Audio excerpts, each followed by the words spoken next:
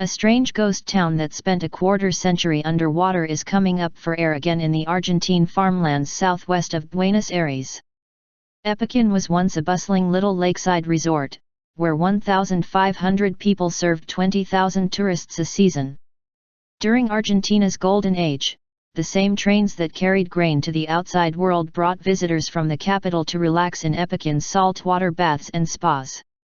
The saltwater lake was particularly attractive because it has 10 times more salt than the ocean, making the water buoyant.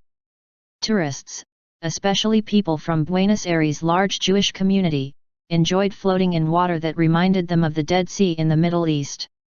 Then a particularly heavy rainstorm followed a series of wet winters, and the lake overflowed its banks on November 10, 1985. Water burst through a retaining wall and spilled into the lakeside streets.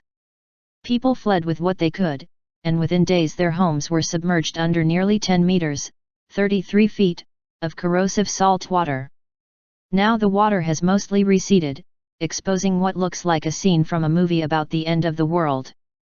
The town hasn't been rebuilt, but it has become a tourist destination once again, for people willing to drive at least 6 hours from Buenos Aires to get here, along 340 miles, 550 kilometers, of narrow country roads. People come to see the rusted hulks of automobiles and furniture, crumbled homes and broken appliances. They climb staircases that lead nowhere, and wander through a graveyard where the water toppled headstones and exposed tombs to the elements.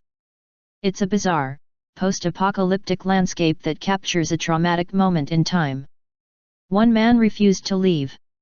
Pablo Novak, now 82, still lives on the edge of the town, welcoming people who wander into the wrecked streets.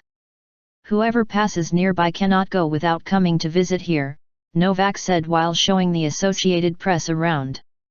It's getting more people to the area, as they come to see the ruins. Many residents of Epecuen fled to nearby Carhu, another lakeside town, and built new hotels and spas, promising relaxing getaways featuring salt water and mud facials. Not only do we have Epecuen with the ruins and its natural wealth, but we also can increasingly offer other alternatives, said Javier Andres, the local tourism director.